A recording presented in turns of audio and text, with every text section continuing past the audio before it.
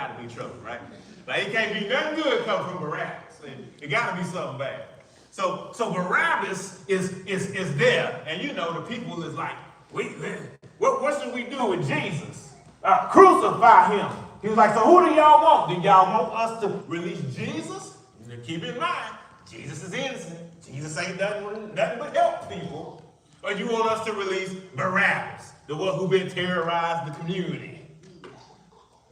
Give us Barabbas. He says, you know something?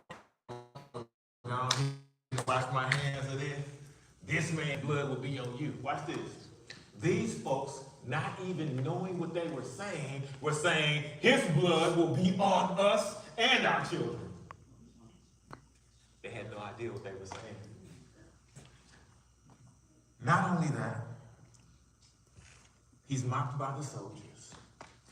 Jesus is beaten. He's whipped. And of all the things that they could do, they take a crown of thorns and they press it into his head. Not only that, they force him to carry his own cross. For anybody whose mama ever made you go get the switch that she was about to do. Oh, Jesus. Then you can understand what Jesus is right now. Now, here's the difference between us and Jesus. You went to go get that switch because you did something you weren't supposed to do. Jesus had done nothing wrong. They forced him to carry his cross while they whip him, while they beat him, while they hurl insults at him. Not only do they do that, but then they nail his hands and his feet to the cross. And some people, well, that's what made him stay on the cross. You're going to come back to that. They lifted him up to die in front of everybody. I don't know about you, but when it's my time, I want to be by myself. I don't want to be in public. Like, I don't want it to be nothing crazy. Like, am I the only person that's thought about this? Like, when it's my time to go, Lord, let it be something that's not big. Okay, just me. All right. Y'all want to celebrate when, okay, all right. I want to go out in a blaze of glory. All right, go ahead. And the whole time this is happening, he never sinned one time. He was innocent, yet he was punished. He was perfect, yet he was condemned. He was righteous, yet they crucified him. Why? Because he was, somebody say it, he was taking my place. Family, think about this. I don't know about you, but some of us in here know what it's like to have a debt we just can't pay. Oh, yeah. I ain't talking about that little debt you can go to the payday loan and get that man's fund. No, I'm talking about that debt. It's going to take you 10, 15, 20 years till you pay that joint. Right? Some of us know what it's like to have that debt. And I want us to think just for a moment, you have that debt. And you go to sleep carrying the weight and the pressure of that debt. You out here trying to figure out how you're going to pinch pennies and squeeze nickels. And you go to sleep, you stressed out, you've been crying, you up at night, but you wake up in the morning and there's something miraculous happened. You receive a notification on your device that says your debt has been paid in full. Ooh, that sounds like a shout, don't it? Make me want to shout right now. What would have taken you 15, 20 years to accomplish is paid for. Watch this. Not some of it. Not a part of the debt. All of it. But all of it.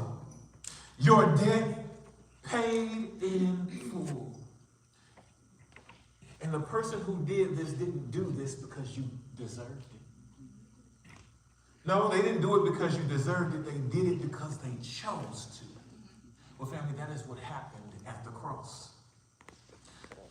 We had a debt of sin we could never repay. Unlike this debt we talking about, it might take us 15, 20 years to pay off. Guess what? Like your house, your mortgage, stuff like that. The debt of sin you could never repay. But Jesus stepped in and said, put it on me. I got it. I'll pay for it. I'll spend the blood. He was wounded for our transgressions. But watch this. The next point is this. He was bruised, somebody say, for my For my iniquities. iniquities. Family, the word bruised means crushed, broken, or pressed. And this is not just a physical suffering. This is a spiritual and emotional suffering. All right. On the cross, Jesus did not just suffer from those nails. He suffered from the weight of our sin. Every sin ever committed was placed on him. I'll come to your address in a moment. Hate, the sin of violence, lust, pride, greed, jealousy, addiction. I ain't hit your street yet. Lying. Huh? Oh, everybody's street. I don't care who you are. Everybody in here to lie. Baby, how I looking at? Oh, you look good. Good morning, cousin Tammy. How you doing this I wish you morning? would have never put that on. Always making me look bad, embarrassing me. How I look? You good, baby. It's okay. No, it ain't. Cheating, stealing, murder, watch this, dark thing humanity has ever done, all of it was placed on Jesus at the cross. And that's why the cross was so heavy. Huh? Because it wasn't just the wood, it was the weight of the world's sin. But family, something happened at the cross. Perhaps the greatest exchange ever. 2 Corinthians chapter 5, verse 21 says that, for he made him who knew no sin to be sin for us, that we might become the righteousness of God in him. This is the greatest trade in history. Jesus took our sin. He took our guilt. He took our shame. He took our punishment. He took our death. And what did we get in return? Let me tell you, we received his righteousness. All right. We received his forgiveness. Go ahead. We received his peace. We received his relationship with the Father. We received eternal life. Go ahead. Yeah. He took what was ours so we could receive what was his. And that is why we call him our substitute. Yes. He died the death that we should have died so we could live the life we could never live. Family, I want us to think just for a moment that we're wearing coats. And all of our coats, as a result of our life, as a result of our decisions, our choices, these coats, they start to pick up stuff called dirt. Uh-huh. And it's not the kind of dirt that you can wash off with some Purex and a washing machine. It's the kind of dirt that stays with you. Anybody ever had a stain that you couldn't get rid of, no matter what? Love you too, cousin. No matter what you in there scrubbing it, doing it, and the stain just won't come out. That's the stain of sin in our lives. And imagine that Jesus came and he said, give me that coat. And he took off his coat, pure, clean, unblemished, unstained. And he said, here, put this on. And I'm going to take your dirty coat. I'm going to take your sinful coat. And that is, family, the cross. That is the sacrifice. That is grace. Giving us what we do not deserve. But family, number 4, if you're taking notes, is this. The cross proves God's love. Anybody remember that song? If you love me, prove it. If you touch me. You got me back there. That's y'all jam. I know it. The cross proves God's love. Romans 5:8 says, but God demonstrates his own love toward us in that while we were Yet still sinners, Christ died for for us. us. All right. Notice it does not say that Christ died for us when we got our stuff together. Notice that it does not say that Christ died for us when we started doing what he wanted us to do. Well, God, he died after I started going to church every Sunday. No, He Lord. died after I started giving faithfully. He died after No, I Lord. started No. serving faithfully. No. He died once I got out of the streets. No. It said that while we were still sinners, while we were still running from God, ignoring God, disobeying God, living in sin, making mistakes, falling over and over and over again, he died. Mm-hmm. The cross is God saying, watch this, I know everything about you. I know stuff your mama and daddy don't know. I know stuff your husband, your wife, and your kids don't know. Watch this, I know stuff that the pastor don't know. I know all of this stuff about you, and I still love you. All right. But number 5, if you're taking notes, is this. This is important to know. This sacrifice was painful. Oh, yes, it was. Oh, no, this wasn't no easy sacrifice. You know, if I got $1,000 in my pocket and you ask me for one, that ain't gonna hurt me one bit. Okay, I'll give you that dollar so quick it'll make the head spin up in here. But this sacrifice was painful.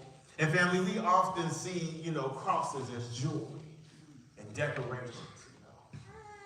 Listen, because somebody gonna say, well, Pastor, we're talking about wearing. Listen, if you wear a cross as a jewelry, I am not condemning you. I am just speaking to the fact that the cross has become an ornament of decoration without people truly considering what the cross actually represents and means.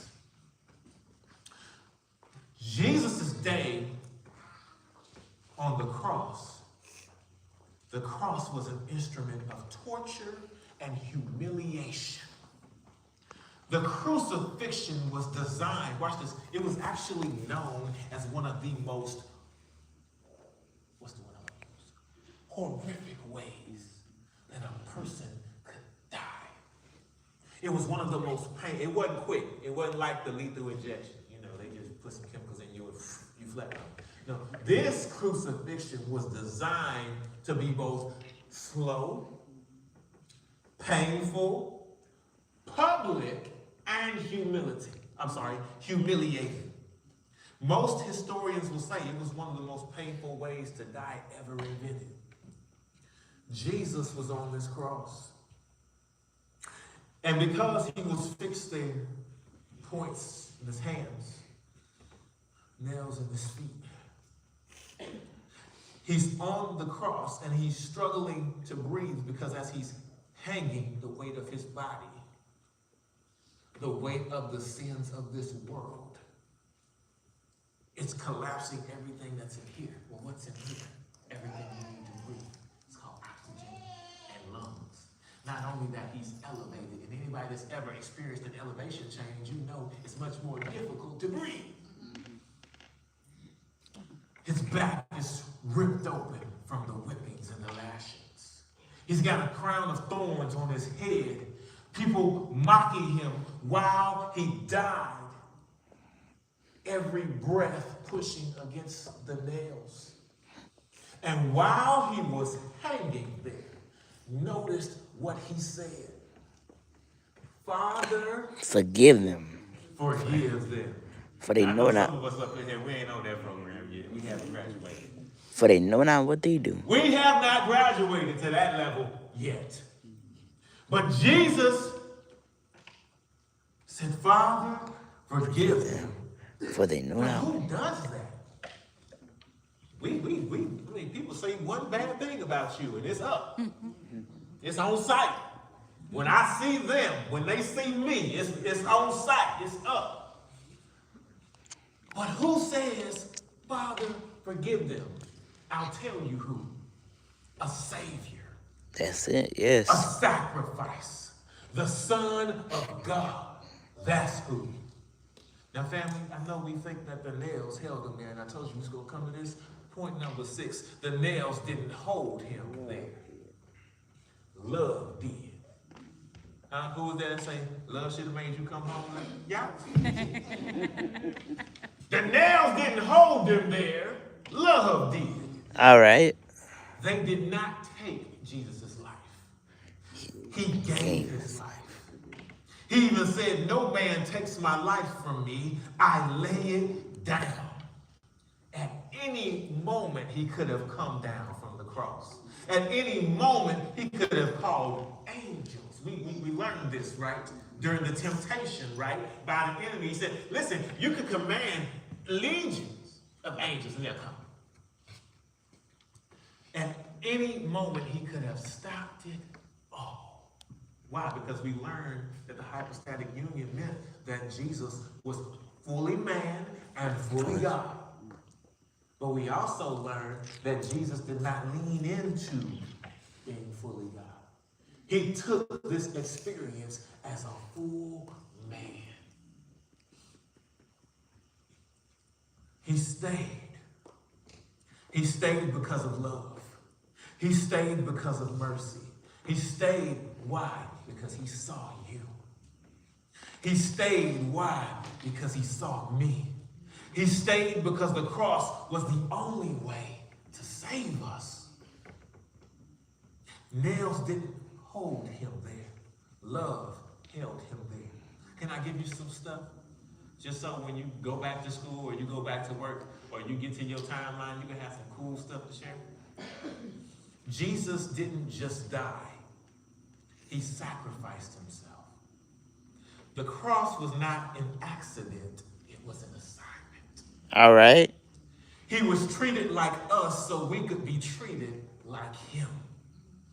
He took our place so we could take his place. Nails didn't hold him there. Love held him there. The cross proves you are loved more than you know.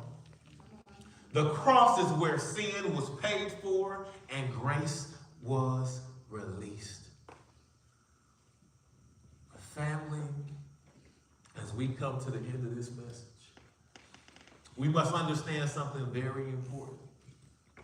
The cross is not just something to learn about. The cross is something to respond to. You cannot stand at the cross and be neutral. You cannot look at the sacrifice of Jesus and do nothing. Because the cross demands a response. When you realize that he was wounded for you, he was bruised for you, he suffered for you, he bled for you, and he died for you. There are only two choices. Reject the sacrifice or receive the sacrifice. All right. Jesus gave his life for you. Now the question is, will you give your life to him? Family, today the cross still stands. The blood still saves. And grace is still available. Forgiveness is still possible. Listen, I don't care what you've done. God doesn't care what you've done. I don't care where you've been, because God doesn't care where you've been. And unlike people, y'all know people, God's not concerned with any of that. The only thing he is concerned with is you giving your life to him. That's it. Salvation is still offered, but you must respond. The family, today, you have the opportunity to respond to this sacrifice. Family, if you've never trusted in Jesus,